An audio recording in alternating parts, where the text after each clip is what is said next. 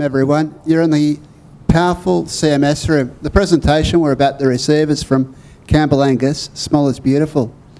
I think during the presentation, Angus will prompt for questions, will you? Yeah, look, You can ask questions as we go along. I'm happy to take them at any time. And we'll just throw out the microphone as we go. Thanks, guys. All right, thank you. All right, so Small is Beautiful.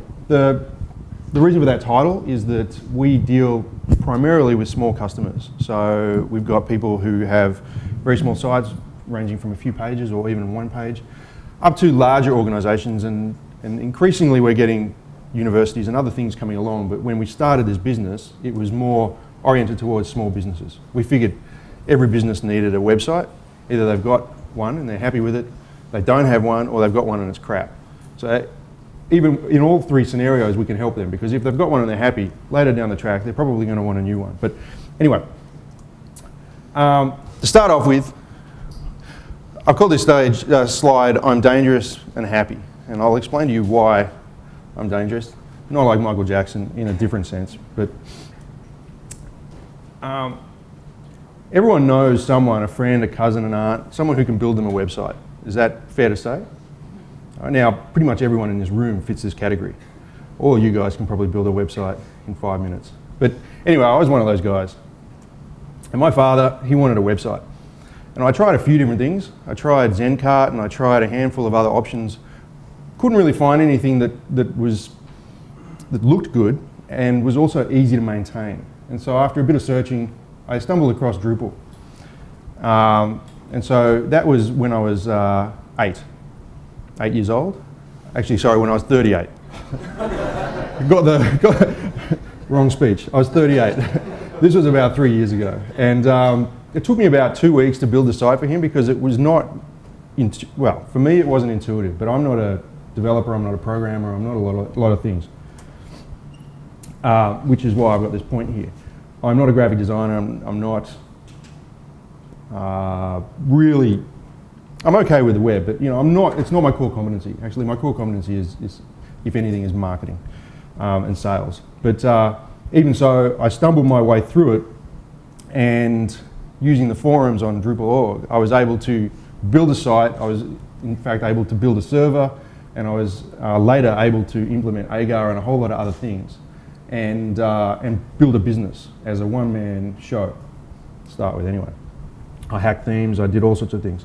And in the process, I thought, all right, I'm just going to take that back.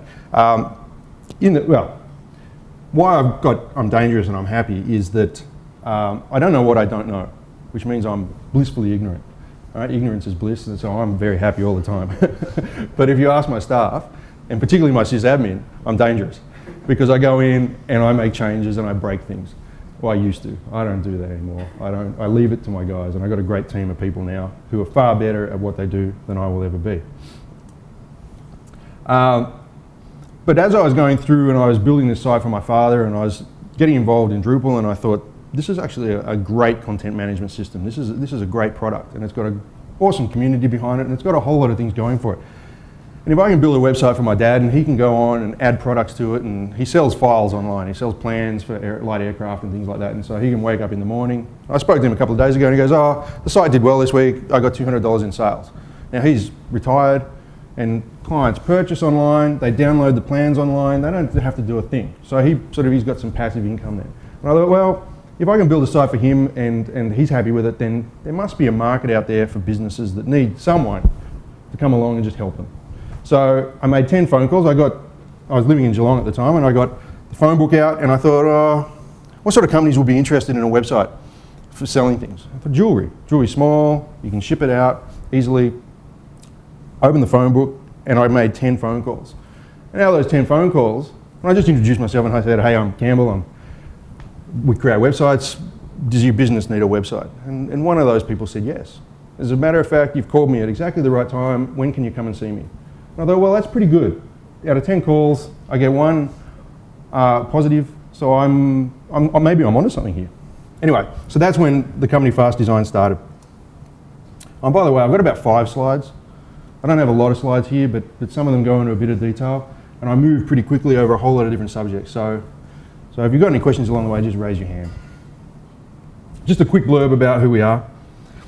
So our catchphrase is amazing online stores and websites. And we do, at the moment, about 70% of our sites are online stores, meaning products being sold online, whether they're files or they're physical products and so forth. And the other half, or the other 30%, sorry, are websites. Our initial focus, as I said, was SME.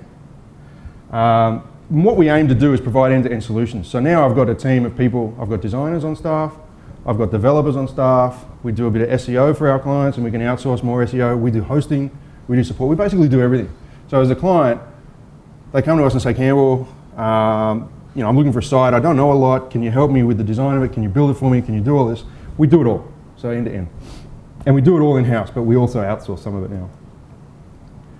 And one thing I forgot to mention is that when I started the company and I made those 10 calls and I thought, my father's site was hosted in the US. It was like one of these plans for $300, unlimited space, unlimited bandwidth. I thought, wow, I can go bring on hundreds of clients and my running cost, my hosting cost is going to be $300 a year. How good is this? It's like, I can make a fortune. That hasn't been the case. I can assure you. But I'll come back to that in a moment when I've got a slide here talking about hosting. The other thing that I thought is I'm going to have a virtual company. I'm not going to have any staff. I can outsource everything. I can get design done, I can get development done, I can get everything I need outsourced. And that didn't work either. But I'll come back to that in a second. So we have a broadening customer base now. So I've got retailers doing millions of dollars online with us. I've got schools now that we're working with. We're working with unis. We're just about to go live this week with a site for Pioneer Australia. They've got an online store. So they're an international. It's sort of taking on a life of its own now. So in a 2.5 year period, we're starting to get out there and we're starting to get bigger clients. Like if you look at our average revenue per client, in the first year, or first client, I got $400 for the website. And at the time, I needed to pay the rent, so I was happy. Right? And that client took forever to build that site. The content for the site, they gave it to me written down on paper, like handwritten. Here's the About Us page, here's the Services page. I had to sit there and transcribe it. And it took me a while, and it was like a lesson in all the things you shouldn't do with a client. And I'll come back to that in a second. But our average revenue went from about $1,500 a client up to about $3,000 a client, and now it's pushing around $4,000 to $5,000, and it's continuing to go up year by year. So as we're sort of expanding our client base. And what we're starting to do now is white label our services. So I've got partners that we're working with that are out there selling websites and selling solutions and things like that as their own. We're building it for them, we're doing the graphic design. We've even got design houses that do their own graphic design, and they come to us with a PSD and say, can you turn this into a website? And we can do that very easily. We host it for them, we can build the site for them. So we get involved with our clients at different levels, and we're starting also to look at consulting now because we've got a hosting platform that is high performance. And in just sitting in some of the presentations and some of the questions people are asking, they're going through the same things and facing the same issues that we were a year or so ago and that we've worked through ourselves. So we're finding that there's potential there for us. One of the other things is that all of our staff work from home. Like I work from home. I started off recruiting people in Melbourne, and because they didn't have to be in Melbourne, they've moved all over the place. So my sysadmin that was in Melbourne when I hired him, he's in Perth now, because he was originally from Perth, and he said, look, I don't really need, our servers are in Sydney anyway. He said, I don't need to be physically here. So I said, fine, go. And then my designer, same thing. She met someone online. I was thrilled for her, but he lives in Sydney. It's like, great, go be happy. And she is. So there's benefits and challenges to that. Benefits are that you can get up in the morning and your commute is 3 minutes. I like my staff to have their workspace outside of their bedroom at least, so they've got that mental segregation, but that's not always possible. But a lot of my staff, they love the fact that they don't have to spend an hour in traffic every day, either on the train or what have you. The challenges are that you never get together in a room and chat about things, and you don't have the water cooler conversation, or just the hey, turn around and say, what did we do last week to fix this problem? You can't really do that sort of thing online. You can have online chat, and we use Skype extensively, and we use all sorts of other things, but it's just not the same as having someone there. But at the same time, we try and make an effort to build a culture internally, and that's starting to happen after a couple of years. So that's a bit about us. Did anyone sit in on the presentation yesterday, Case Study in Disaster by John Kennedy? I was just having a chat to him. He could be my twin brother, right? Except he'd be down in DeVito. That's for Gen X. And I was just chatting to him now, just downstairs, and there's so many parallels between pretty much everything that he mentioned resonated with me. We'd made that mistake somewhere along the line with a client or a handful of clients. Like I've walked away from deals after 200 hours of work on it. So what we've learned over that time is how to manage client expectations from the get-go. So we sign up a client, and the salesperson has done everything that they can to get that deal, and they're thrilled, they've signed the person, and that client thinks they're going to get the best website in the world. Right? It's going to be everything singing, dancing. So, which is good, and I want to deliver them a site that they're really happy with, but at the same time, we send them a getting started sort of thing, which goes over what we're going to do, what we expect from them. So some of our clients think that we're going to come up with the content for them, we're going to go get pictures for them from the internet, we're going to do everything for them. So we sort of have to press the reset button at that point and manage their expectations from there.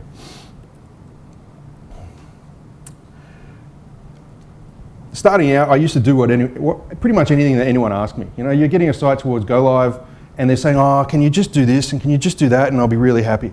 And sometimes those little things that they think are minor involve hours of work. And you go and make those changes and then they come back and say, oh, but can you just do this and can you do that? Has anyone been through this? Is anyone involved with project delivery? All right, so all right. Has anyone seen that poster where it's a graphic designer and he's gone and designed the best site and he's so proud of it and he's given it to the client, and then the client said, yeah, that's good, but can we just make these changes? And then can we make these changes? And by the end of it, the client wants, the designer wants to walk away from it because it's ugly and, anyway, never mind. We go through this every day. Clients work to our rules now, and more we're pushing it back on them. We're doing it in a friendly way, but we're saying we can't do it that way and this is the reasons why. And if someone keeps on coming back with repeat feedback when we're trying to go live, we just say, look, this is the last round of feedback. And if you want more changes after this, you know, we're going to charge you per hour. And this is what happens when we're dealing with smaller clients. You know, they don't know that they're asking for things that can sometimes take days of work. So you've got to push it back to them. Exceptions. All right, we've got a few.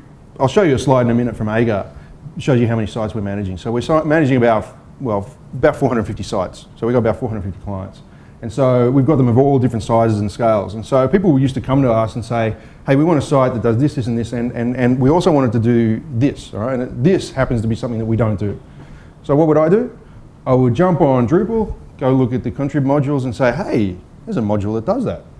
So yes, we can help you out. And what I found was that the impact of exceptions was becoming more and more profound on our organisation, and it was long lasting. What I mean by that is when you start out and you know everything and you do everything, I can make a change to a client's site and they call me up in 12 months' time and say, hey, remember this thing you did for me, can you make a change or can you do this? It's all in my head, I can go and make a change, I can fix it, it's all good. As I'm getting more and more staff and a bigger and growing team, and I've got a dedicated sysadmin who looks after my platform, and we're moving sites between versions of Drupal and all that sort of thing, he's got to be now aware of that one module that we've got in place for that client that has maybe a hack on it or a patch on it, and we forget about it, we go and migrate them to a new platform that breaks. Right? And the client calls up. Tech support is like, I wasn't involved in that. What module are you talking about? And so they'd come to me and say, hey, this client's got a problem, their site's broken. So then, you know, my philosophy generally is try not to now get involved day to day and help my staff through these things so that they can deal with it next time. So I've got to get involved, talk them through it, and then I've got customer support as well who then have to support that thing on an ongoing basis as well. So how-to questions and all that sort of thing. So one small exception and a great shiny new feature that I thought was great now creates a cascading effect. And has anyone had this problem before? Yeah, see, all right, someone has. You're all lucky otherwise. You're all very much smarter than me. I have to learn the hard way. And choice can be bad generally. What I mean by that is that with our online stores, we used to offer 3 different payment gateway options. So Secure Pay, eWay, and eGate, which is ANZ's proprietary system. So we didn't really tell people about eGate unless they had ANZ, but we tell them about eWay and Secure Pay. So we say, you got two options, and then they're like, all right, which one do we go with? Which one's better? They and ah about it, and it takes time. And meanwhile, we're supporting two different payment gateways. So not long ago, we just decided we're just going to offer one. Made life much, much easier for the client, because then we just said, this is the only one we're working with. So they went and signed up for that one. And it made life easier for us because we're only supporting one payment gateway. So we tried to reduce the number of options along the way strategically with our clients. So Campbell, just before you go on, the impact of exceptions. I can repeat the question, yeah. So what did you do with those exceptions? Did you roll them into your standard distribution, or did you just say no exceptions? Well, that next point there is that's no to new potential clients. Sometimes, now with increasing frequency, I just say, we can't do that. We won't do that. So we've got clients that come to us, they want this kind of site, and we just say, no, we can't help you with that, sorry. So, and that's more and more often. It's hard for a person in my position that is sort of sales oriented to say no. Very hard, believe me. And I would also put it back to my staff as well more and more and just say, look, what do you think about this? Put it to the developer and say, hey, client wants this, this and this. Is this something easy or hard? And you know, if they said it was hard, then it was either out of the question or I charge the client a lot more. Yeah.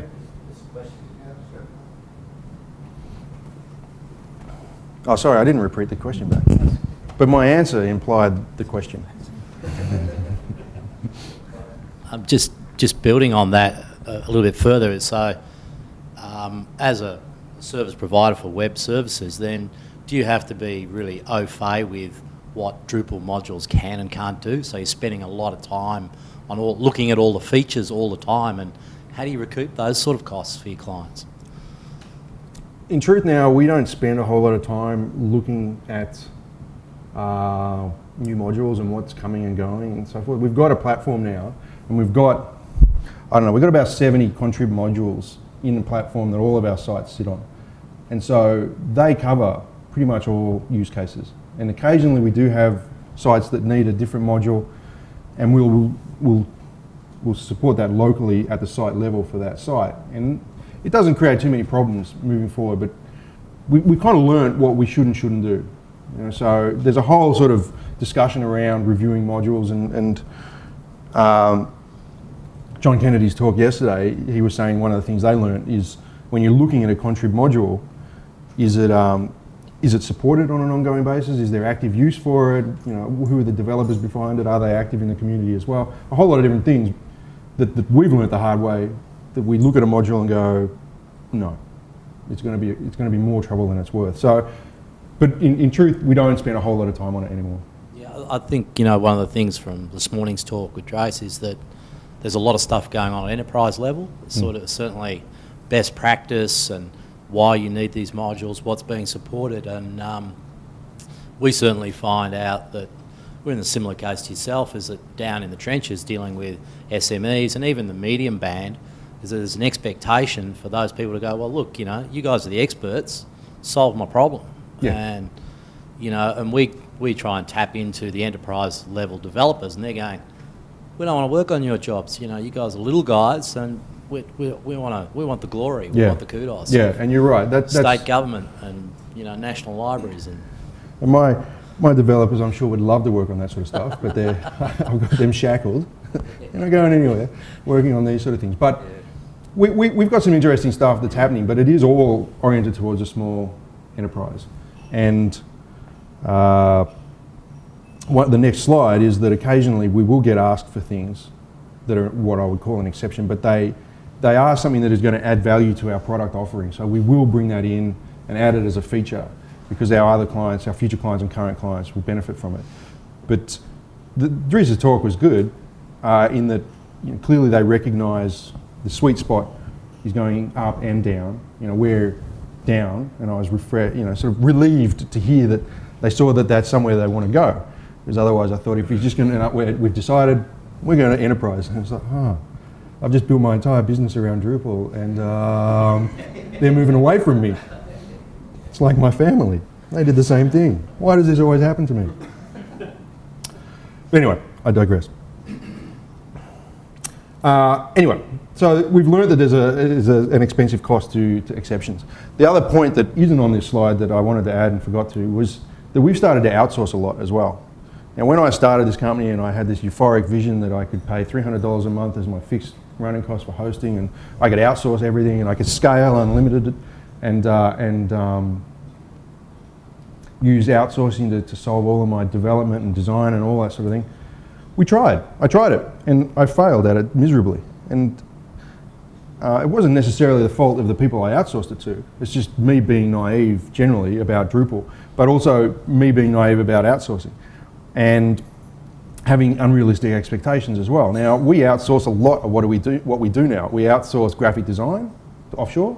We outsource now conversion of those designs into themes, Drupal themes. We outsource module development, but it's taken us a lot of time, and I basically had to have one person dedicated internally to manage the relationships with these outside organisations and train them on the way we work. And it's taken time. So the first theme conversion that we got done by one of these companies that we do a lot with now was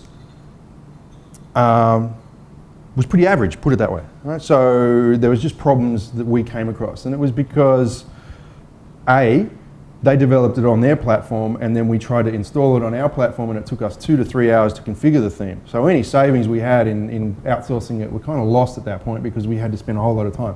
So what we do now is we get them to install it straight onto our environment. So they log in via VPN and upload it onto our development site, which is managed by Agar, but it's fenced off, so they can only see their sites that they're working on. Now we, as a team, can all see everything and work on those interactively, and we can give them feedback and say, hey, we just are building this site and we found this problem, so they can go and fix it in situ.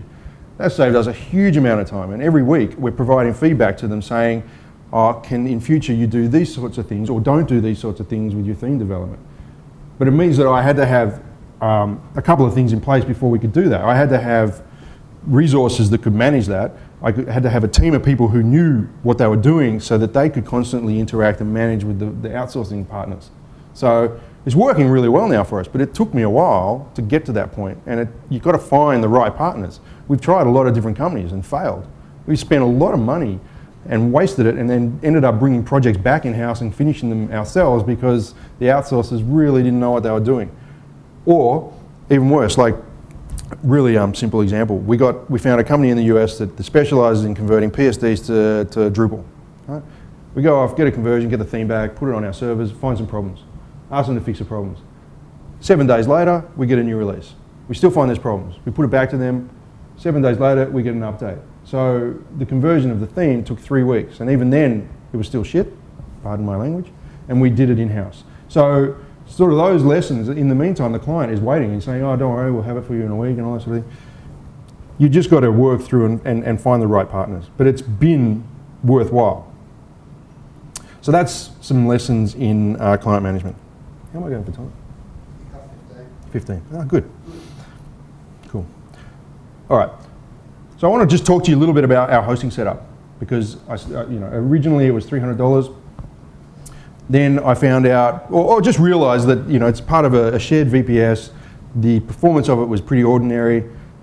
It was in the US, so we had latency issues and all that sort of thing. So over time and consulting with different people and talking to different people, I realised that I really had to have hosting based in Australia, and I also had to have a sysadmin to look after this thing, because it was well beyond my ability.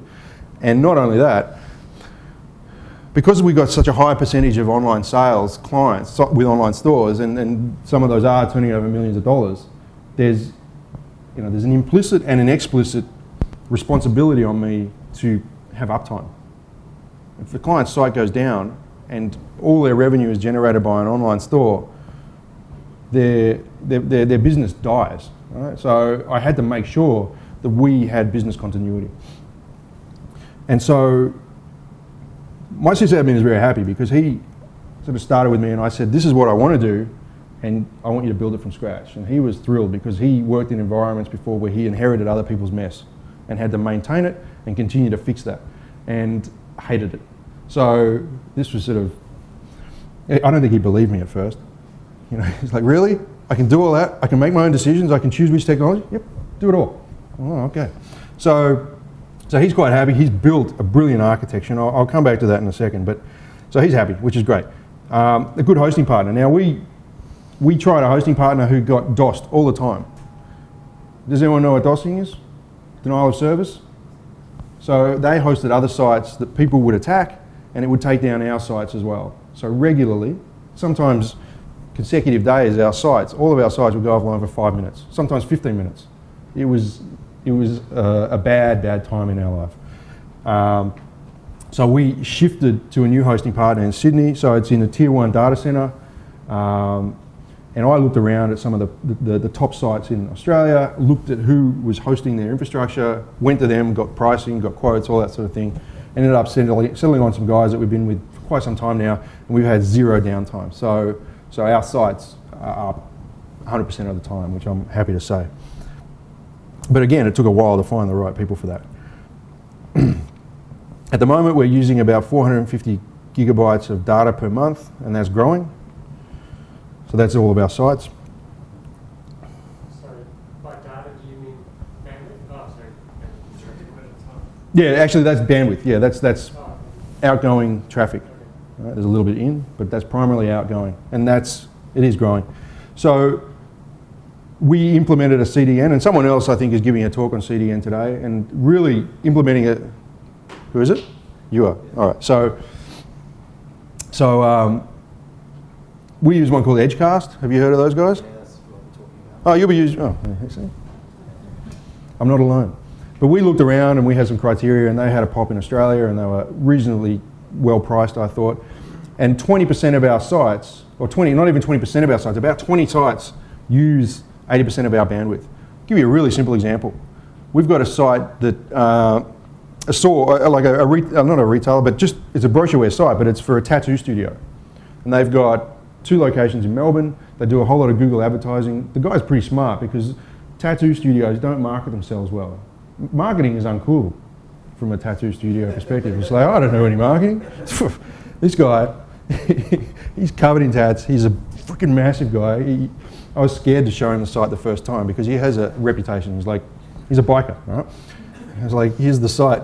Don't hit me. Because he wouldn't give me any kind of criteria to build it by. He said, just, Campbell, I know you're going to build a great site for me. You just go build a great site. Okay. Showed him the site. He's like, wow, that's great. Anyway, he's got maybe 8 or 9 artists, and those artists have all of their work online. You know, they love to put their photos up there. And people who want a tattoo, they go and look for artists. They go and look at the work people have done. Now, I don't have tattoos, but my daughter does. And, I'm really thrilled about that. But as a consequence, and we didn't realize this for quite a while until we started doing some analysis, is that they use about 20 gig of data a month. And they only get a couple of thousand visitors a month, but every visitor that goes there looks at 50 shots minimum. And they're all high-res shots because, they want to see the detail. So, we started to see some trends there, and we've got another site who gets like 20,000 visitors a month, and they sell games online. So role-playing games, board games, that kind of thing. They've got 12,000 products. Every time someone goes to a page, it's got images there. They use up quite a bit of bandwidth. So we put a CDN in place, and it basically, all that, we were able to offload all of that in about a day of work, if that. It took us 10 minutes. You'll talk about it. It took us 10 minutes to put the module in place, and it just worked. It was like, wow, this is brilliant stuff. Anyway. We got I think we got 20, last time I checked, we got 26 servers. Some of the, we got physical servers, and then we got virtual servers. And so we got load balancers, we got caching servers, we got web apps, management servers, and so forth. But the sysadmin is big on doing more with less, which Mig mentioned yesterday in his presentation. Did anyone sit on the presentation with Agar yesterday? Yeah. All right, so sysadmins are all about being lazy. And that's not the right word, that's being a bit flippant, but they only want to do things once. So if you can do it and you do it right the first time, great. Sorry, you have a question? Yeah, you can repeat this one easy. You said you have 26 servers, but is that all just one 8 year? No. No. So we got a couple of... So, 26 servers, but is it all one gear instance? no. So we've got 26 servers. Where does Agar sit in that? Actually, Agar is the management part of it. So it manages, and you know, we've got two. Everything we have has a backup. So we've got primary and secondary. So we've got load balancers. We've got web apps. So if one of the web apps drops out, the other one will take over. DB, slave, master, and the slave can take over as master. All that sort of thing. But management is all done with one server for Agar. I have another quick follow-up, I guess. One follow-up, yes? All right, so my question was, do you ever not use a gear? You talked about some modules might mess something up in your system. Is there any that you kind of No. isolate for very custom? Actually, we've got one site, and this is a legacy site that is hosted. It's still managed through Agar, but it's got its own platform and its own VPS. So we've just set up one for one site because we use PressFlow for all of our sites. I don't know, is anyone not familiar with PressFlow? It's like a flavor of Drupal, but it's performance-based. So by 4 Kitchens. All of our sites run on that. And one site that we were implementing a particular module on would not work on PressFlow because of the way they do the session management. And so we've got that on an external VPS. Like, it's still managed through Agar, but it's just our, what we call our bastard child. Affectionately, not. But coming back to making exceptions and things like that, we decide if we cannot support it on Agar, on a platform, without requiring human intervention at some point, we won't go there. We just say no. It violates our support model. What was the name of the CDN? Edgecast.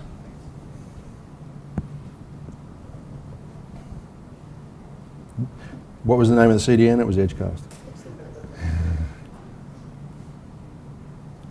Something else my sysadmin has done, and disaster recovery is a big thing for us. You know, it's one of those things that you prepare for, and in reality, we hope we'll never have to use this. We've got 3 tiers of backup. So we've got Amazon Web Services, so we make a remote backup on a daily basis of all of our sites, databases at a minimum. Then we've got our, mentioning those servers there, the 26 servers, our backup is there. But we've got daily backups of all of our sites going back for, I don't know, months. So if we could restore at any point in time to a site that was the way it was like 3 weeks ago or 3 months ago. So we've got off-site backup, we've got on-site backup for rollback purposes, and then we've got also physical download all of our sites, full backups using Agar. Agar makes a tarball of every single site, and I put it onto a Blu-ray, and it sits in a very secure place in the corner of my office. But the point there is that we have physical backup, so that if someone came and, worst case scenario, our servers were stolen or something happened to those. It was a devastating event. My sysadmin has built scripts that with 2 commands can completely build our setup of 26 servers and so forth in about an hour. It will rebuild Agar server. It will download all of the, it'll download core. It will download all the contributed modules. It will download the patches that we've applied to those modules. It will do everything with 2 commands on bare metal, and I'll be ready to host sites or restore my existing sites and be up and running.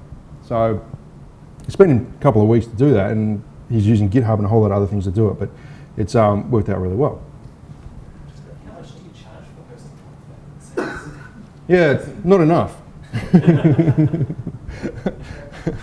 You know, in a small company, The how much do we? question was, how much do you charge for hosting like that? In a company like ours where we don't have a huge broad range of offerings, or we do have a broad range of offerings, but we don't want to set up hosting for, we thought about doing this. We set up a dedicated platform that was high performance. Right? And then suddenly we're hosting a platform on Agar that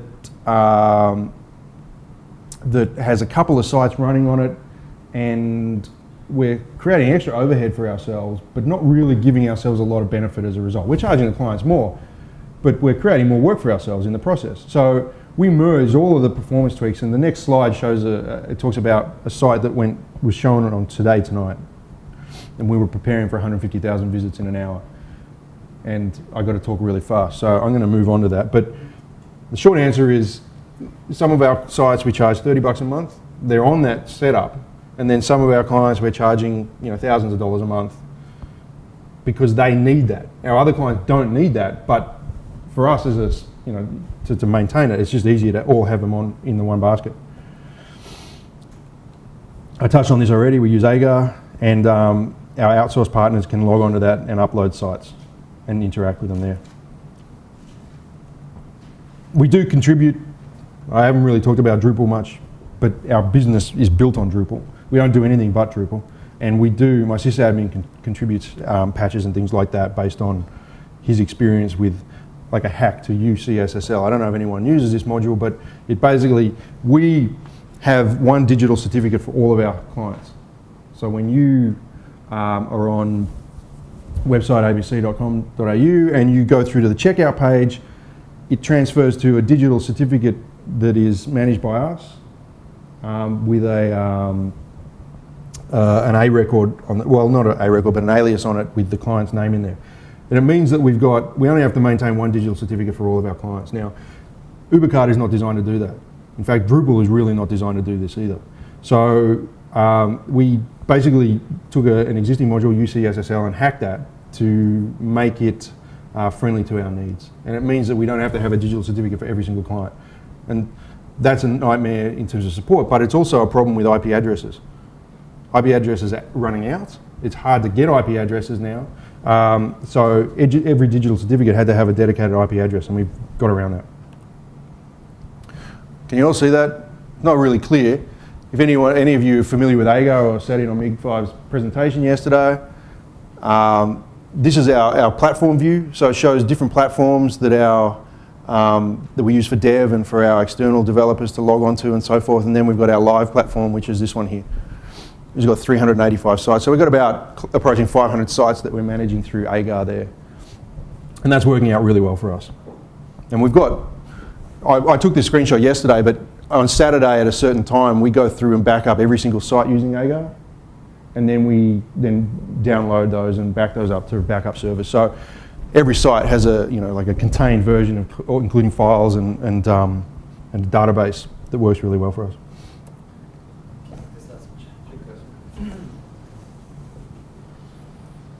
I mean, you don't have to answer this if you don't like, but I just noticed there's a great deal of sites that are in that one platform. Are you using, so you guys aren't necessarily using distributions or install profiles per project?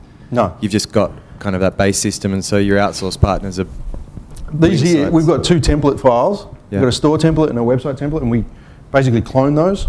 So they're our distributions. So we don't use features or anything like that. We just have one core that we sort of add features to and things like that, and that works really well for us.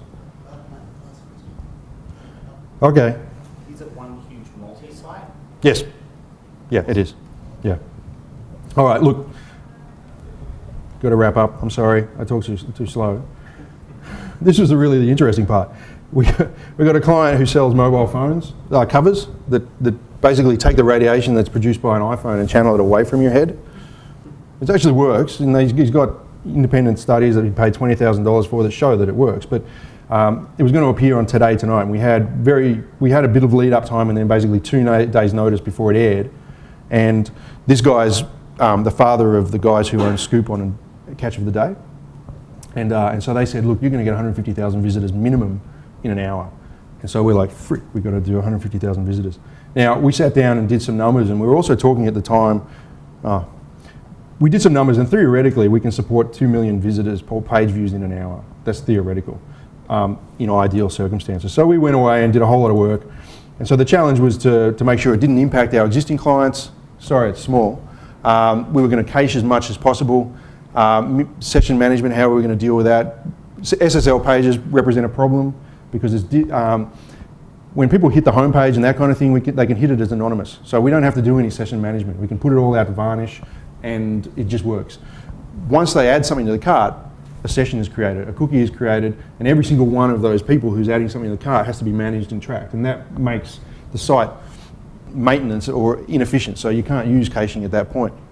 So we had to think about how we're going to handle that. how to deal with SSL pages. And also the Ubercart checkout page is massively resource intensive. I don't know if any of you know this, but it just makes so many calls on the database that if you had too many people on that, it can cause problems. So we had to go and deal with those challenges. And so the solution was we went through and optimized more of the performance stack. Like we had dedicated SQL, a database which was read-only. So anything that was read-only was read from a set database, and anything that had to write to it was going to our core database, but they were kept in sync, memcached, APC varnish. Nginx was used for SSL pages, varnish was used for anon pages, CDN, and a few other bits and pieces. And so the result was really interesting because it aired in New South Wales about 3 minutes before it did in Victoria. So I'm sitting there watching, saw it come on TV, but the traffic had already started to spike. Like my sysadmin sitting there monitoring, he's like, "Frick, what's going on?" And it's like, how is this possible? Anyway, so we figured out it's aired slightly differently. But we had, the upshot of it was we had about 60,000 visitors in an hour. And so we were hoping for the 150,000, but 60,000 was still a good volume. And it just sort of tapered off. And what happened was that South Australia is a little bit behind, so that started another spike. So we had New South Wales, Victoria, and Brisbane, and then another spike, and then Western Australia later, pretty small spike. And then we had thousands of orders. Before the segment even finished airing, the orders were coming through for these things. It's like Homer Simpson. He saw some ad on TV, like the phone's causing radiation. He's like, "Ah! Pick up the phone, I got to buy one." So people were logging onto the site, and I would refresh our order page every, say, 10 seconds, and there'd be another 15, 20, 30 orders coming through. It's just like chunk, chunk, chunk. And he, turned over thousands of orders and tens of thousands of dollars in that very short period of time, and that was him launching his business. But it was interesting, and now we're finding that there's a lot of other people that want to chat with us about how we did and handle these things because they're facing similar things. And I'm going to have to wrap it up right there. Thank you, Campbell. All right, well, if anyone wants to have a chat to me afterwards, you're welcome to approach me. Look, thank you for attending, and enjoy the rest of the day.